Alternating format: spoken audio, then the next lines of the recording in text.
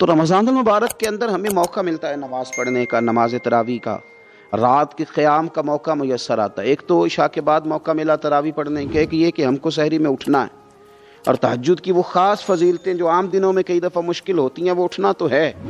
اگر تھوڑا سا 10 منٹ پہلے اٹھا جائے، وضو کیا جائے، اچھے طریقے سے کچھ نوافل ادا کر لیے جائیں، پھر سحری کے معاملات میں مشغول ہوا جائے۔ نبی پاک صلی اللہ تعالی علیہ وآلہ وسلم ارشاد فرماتے ہیں، یہ ترمذی شریف کی حدیث ہے، حضور علیہ الصلوۃ والسلام نے ارشاد فرمایا کہ رات کا قیام اپنے اوپر لازم کر لو۔ اگرچہ یہ لازم کرنا یہ استحبابی حکم ہے، حضور صلی اللہ تعالی علیہ وسلم نے اسے فرض قرار نہیں دیا، لیکن حضور شوق دلاتے ہیں۔ فرمایا رات کا قیام، رات کا قیام، ساون کی کالی راتوں میں جب بوندا باندی ہوتی ہے، وہ راتوں کو اٹھ اٹھ روتے ہیں جب خلقت ساری سوتی ہے۔ اور حضرت میاں صاحب رحمۃ اللہ علیہ نے فرمایا تھا کہ رات پوے تے بے دردانو نیند پیاری آوے، تے درد مندانو یاد سجن دی ستیاں وی آن جگاوے۔ فرمایا رات کا قیام، حضور سید عالم صلی اللہ تعالی علیہ وسلم فرماتے ہیں رات کا قیام اپنے اوپر لازم کر لو، اس لیے کہ یہ رات کا قیام تم سے پہلے نیک لوگوں کا طریقہ ہے، اور یہ تمہارے لیے قرب خداوندی کا باعث ہے، یہ تمہیں اللہ کے قریب کر دے گا۔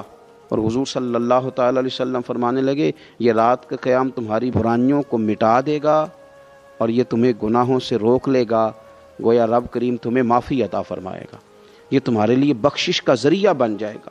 یہ برائیوں کو مٹانے والا ہے رات کا قیام، یہ گناہوں سے روکنے والا ہے رات کا قیام۔ تو نماز کی طرف خاص توجہ کریں۔ اسی طرح کا معاملہ تھوڑا سا ہمیں ذوق کے ساتھ قرآن پاک کی تلاوت کے ساتھ اپنے آپ کو وابستہ کرنا چاہیے۔ بہقی شریف میں حدیث ہے، نبی پاک صلی اللہ تعالی علیہ وسلم نے فرمایا میری امت کی سب سے افضل عبادت تلاوت قرآن ہے، سب سے افضل عبادت تلاوت قرآن۔ اور حضور صلی اللہ تعالی علیہ وسلم فرماتے ہیں قیامت کے دن قرآن پڑھنے والے سے کہا جائے گا تو پڑھ، تو جتنی آیتیں پڑھتا جائے گا رب تیرے اتنے درجے بلند کرتا جائے گا۔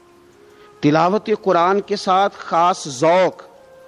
رمضان شریف کے اندر گھروں کے اندر اگر قرآن پاک کی تلاوت کی جائے، ہم دیکھتے تھے جب دیہاتوں میں ہوتے تھے تو گھر کے اندر بڑا ذوق ہوتا تھا قرآن پاک کی تلاوت کا۔ بہن بھائی ایک دوسرے سے پوچھتے تھے تیرا کون سا سپارہ ہے، تو وہ کہتے تھے میں کیوں بتاؤں، تو بتا تیرا کون سا ہے۔ کیوں؟ اس لیے کہ ایک شوق ہوتا تھا کہ ایک دوسرے سے آگے بڑھنا۔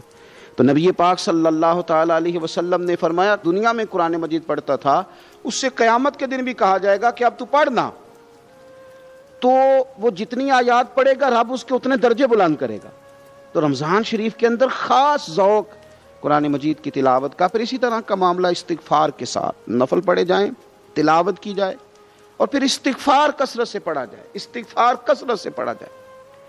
نبی پاک صلی اللہ تعالی علیہ وسلم کا محبوب وظیفہ استغفار پڑھنا، اللہ کے حضور توجہ کرنا، توبہ کرنا۔ حضور تو معصوم ہے، نبی پاک تو معصوم عن الخطا، حضور سے تو معاذ اللہ کوئی گناہ سرزد ہوتا ہی نہیں، اور انبیاء کے بارے میں جو کوئی ایسے نظریات رکھے وہ گمراہ ہے۔ لیکن حضور صلی اللہ تعالی علیہ وسلم نے فرمایا لوگو، یہ بخاری مسلم میں حدیث ہے، فرمایا لوگو اللہ تبارک و تعالیٰ کی بارگاہ میں توبہ کرو، بخشش طلب کرو۔ حضور فرماتے ہیں میں دن میں 100 مرتبہ اپنے رب کی بارگاہ میں توبہ کرتا ہوں۔ حضور تو معصوم ہے۔ یہ توبہ کس لیے ہے؟ یہ تعلیم امت کے لیے، یہ ہمیں سمجھانے کے لیے، یہ ہماری توجہ دلانے کے لیے، یہ بتانے کے لیے ہے کہ یہ استغفار درجات کو بلند کرتا ہے۔ اللہ کی طرف رجوع کرنے کے لیے کثرت کے ساتھ استغفار کی جائے، اپنے رب سے معافی مانگی جائے۔ ہم انسان ہیں، کچھ غلطیاں نہ چاہتے ہوئے بھی ہو جاتی ہیں، بہت کوشش کے باوجود کچھ چیزوں پر کنٹرول نہیں رکھ پاتے، ہم سے سرزد ہو جاتی ہیں۔ رمضان کی ساعتوں میں، صبحوں میں، شاموں میں، سحری میں، افطار میں، تراویح میں، تہجد میں اگر اللہ کے حضور استغفار کی جائے، اللہ کے حضور استغفار کی جائے۔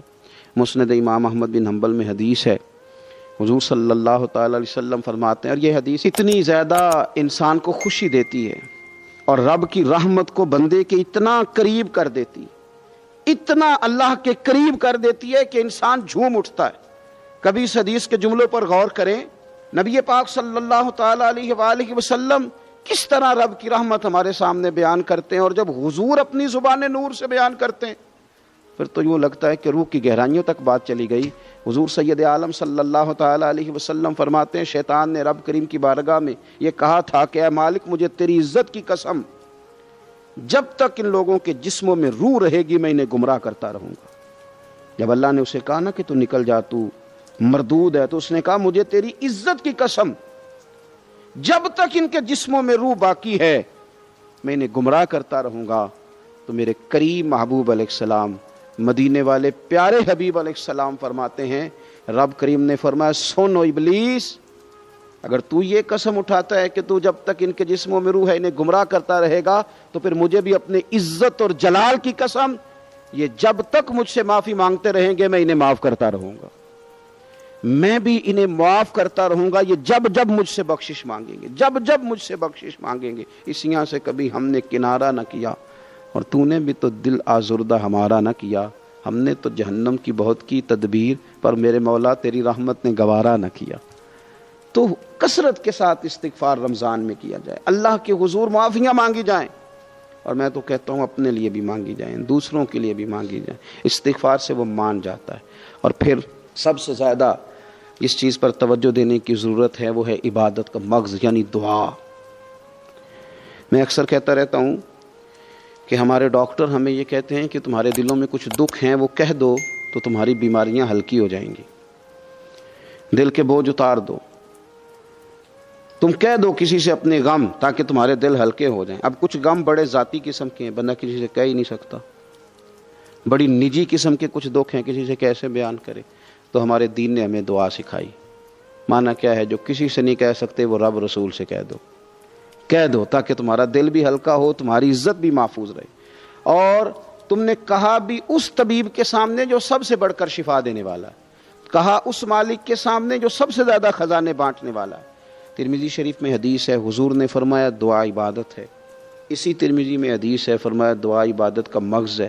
اور اسی ترمذی میں حدیث ہے، نبی پاک علیہ السلام نے فرمایا یاد رکھو رب کے نزدیک، اللہ کے نزدیک دعا سے زیادہ عزت والی چیز کوئی نہیں، اس سے بڑی اکرام والی چیز ہی کوئی نہیں اللہ کے حضور۔ تم اپنے رب سے جب مانگتے ہو تو بڑے معزز ہوتے ہو، دنیا داروں کے سامنے ہاتھ پھیلاؤ گے، دکھ سناؤ گے تو عزت میں کمی آئے، لیکن جب تم اللہ سے مانگتے ہو، مالک کے حضور کشکول طلب دراز کرتے ہو، تو اس سے بڑی عزت والی چیز کوئی نہیں۔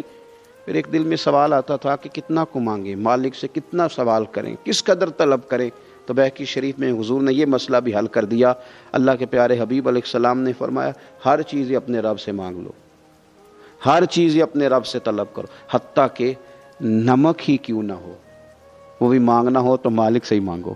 اللہ کے حضور عرض کرو اس کے پیارے محبوب علیہ السلام کے غلاموں، تمہارے ہاتھ وسیلہ جو آ گیا ہے مدینے والے محبوب کا، اس کی بارگاہ سے مانگو، بار بار مانگو، کئی بار مانگو، اور اپنے لیے بھی طلب کرو، دوسروں کے لیے بھی طلب کرو، امت کے لیے طلب کرو، ملک و ملت کے لیے طلب کرو۔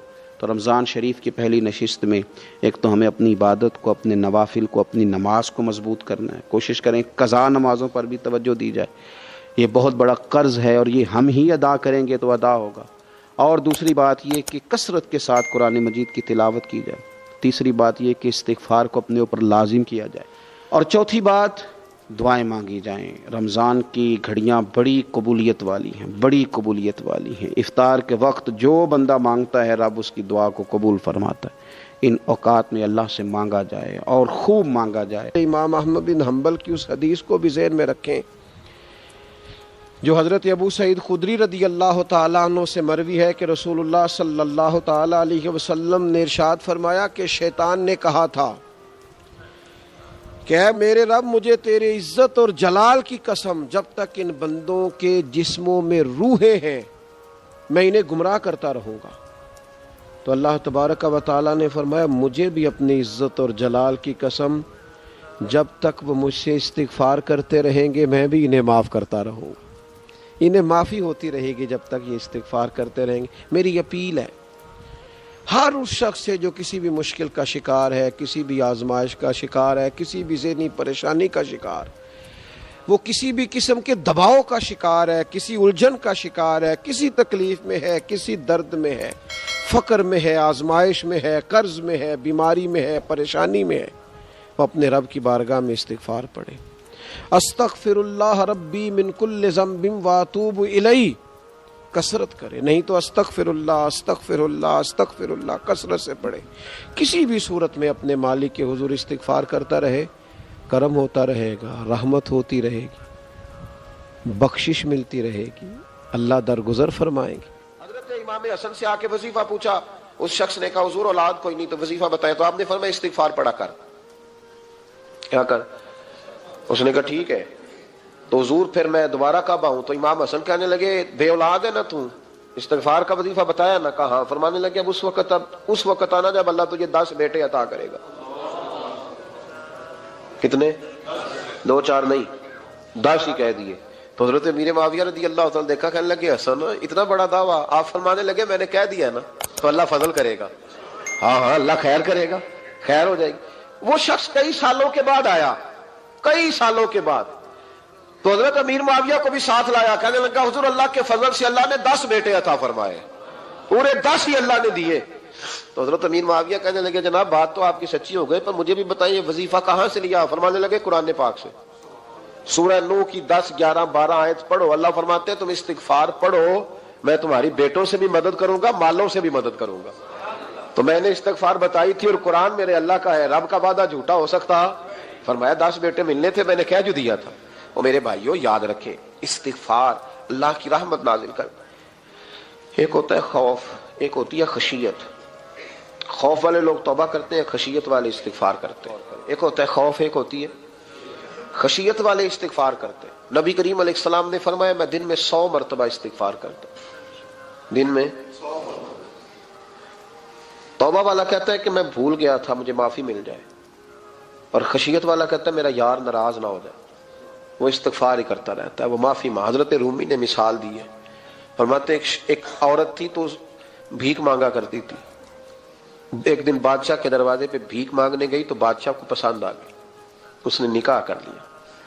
20 کنیزائیں اس بی بی کے پاس تھی خدمت کرنے کے لیے، روٹی دینے کے لیے، کپڑا دینے کے لیے، لیکن وہ ہر وقت روتی رہتی تھی، ہر وقت روتی۔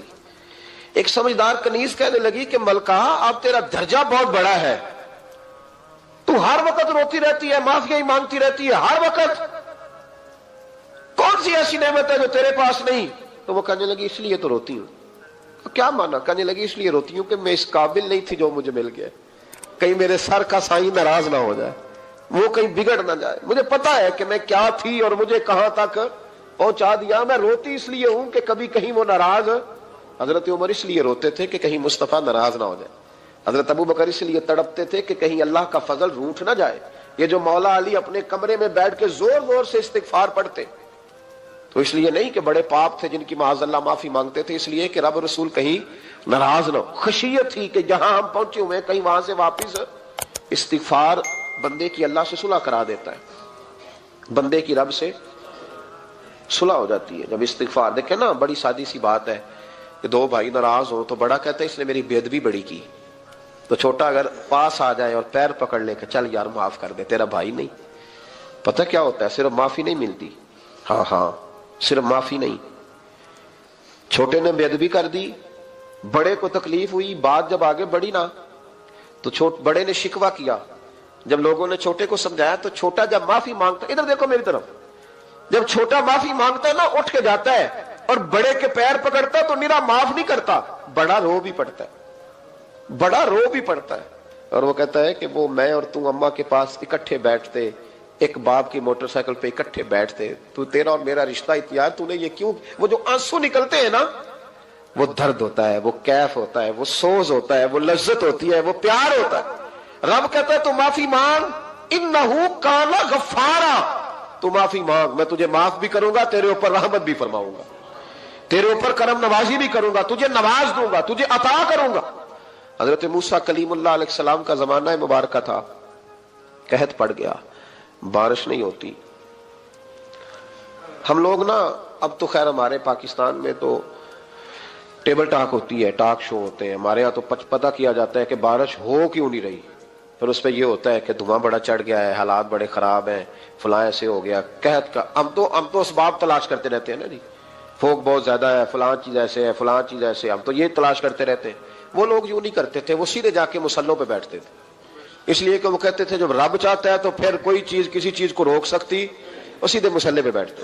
اعلیٰ حضرت فاضل بریلوی رحمۃ اللہ علیہ کے پاس ایک مولانا محمد حسین آئے، وہ فلکیات کے بڑے ماہر تھے. تو اعلیٰ حضرت نے فرمایا ذرا ستاروں کا حساب لگا کے دکھاؤ بارش کب ہوگی. کہنے لگا پورا مہینہ تو نہیں ہوگی. تو اعلیٰ حضرت رحمۃ اللہ علیہ فرمانے لگے کہو کہ میرا علم کہتا ہے مہینہ نہیں ہوگی، اللہ چاہے تو ابھی ہو سکتی ہے. کہنے لگا جی وہ تو ٹھیک ہے پر میرا علم، وہ جیسے روز لوگوں نے پیر نیٹ ٹو سین شاہ صاحب نہیں کھولے ہوتے کہ بارش کب آئے گی، اور اس کی طرف نہ دیکھ، مسلح پہ بیٹھ، مہربانی کر مسلح پہ بیٹھ، اللہ کی بارگاہ میں حاضر ہو، اس سے معافی مانگ، اسے منا تاکہ وہ رحمت کی بارش. کہنے لگا جی میرا علم کہتا ہے. تو اعلیٰ حضرت فرمانے لگے پھر وہی بات، تو کہہ اللہ چاہے تو بارش ابھی، لیکن یہ جو اڑ گئے ہیں نا بیچارے، یہ اڑ ہی گئے ہیں، یہ جہاں الجھ گئے ہیں وہاں یہ لوگ الجھ گئے، اللہ ہمیں الجھنے سے محفوظ فرمائے. تو اعلیٰ حضرت اٹھے تو فرمایا ٹائم کیا ہوا ہے گھڑی پہ؟ کہنے لگا جی 12. تو اعلیٰ حضرت نے گھڑی گھمائی، اب کیا بج گیا؟ کہنے لگا 4 بج گئے. فرمانے لگے بج گئے نا 4. کہنے لگا جی آپ نے گھڑی گھما جو دی ہے. فرمانے لگے اللہ بھی جب چاہے تو ستارے گھما دیتا ہے، اللہ بھی ستارے گھما دیتا ہے بارش. کہنے لگا جی وہ تو ٹھیک ہے پر مہینہ نہیں ہو سکتی. اڑا ہوا بندہ، اس کا کوئی علاج ہے؟ جو اڑ جو جائے اس کے لیے قرآن کہتا ہے وَإِذَا خَاطَبَهُمُ الْجَاهِلُونَ قَالُوا سَلَامًا، اسے سلوٹ کرو دور سے، اسے کو تو جان اور تیرا. کہنے لگا جی ہو نہیں سکتی پورا مہینہ. فرمانے لگے یار تو جا اپنا کام کر. وہ شخص کہتا ہے میں نے دروازہ کھولا اعلیٰ حضرت کا، کمرے سے باہر نکلا تو تیز بارش ہو رہی. واپس آیا تو میں نے کہا احمد رضا یہ عقیدہ کہاں سے لیا ہے؟ فرمایا دروازہ مصطفیٰ سے لیا ہے صلی اللہ علیہ وسلم. تو یاد رکھیں کہ اللہ کو منانا چاہیے، استغفار کرنا چاہیے.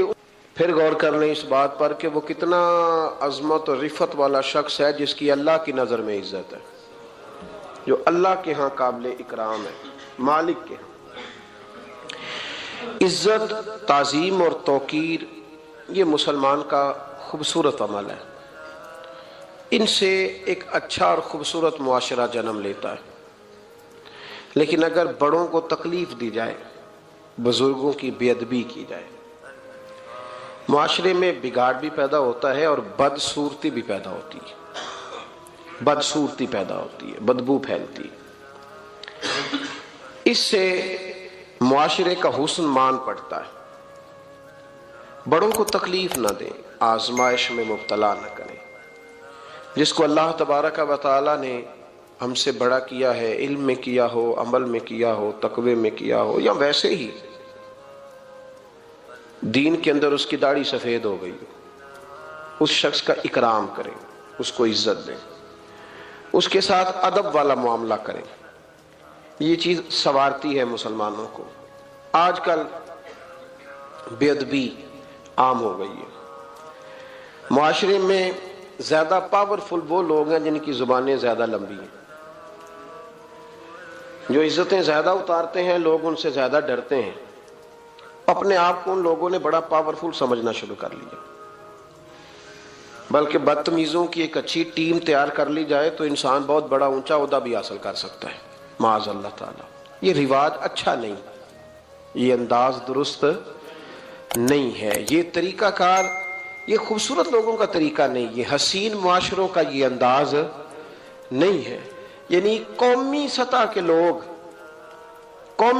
کے لوگ جو دنیا کے اندر کسی ملک کی نمائندگی کریں، وہی اگر ایک پریس کانفرنس اور گھنٹے کے بعد دوسری پریس کانفرنس، فلانے نے کیا وار تو دوسرے نے دیا جواب، تو یہ انداز مہذب قوموں کا نہیں ہوتا، اس سے امیج خراب ہوتا ہے.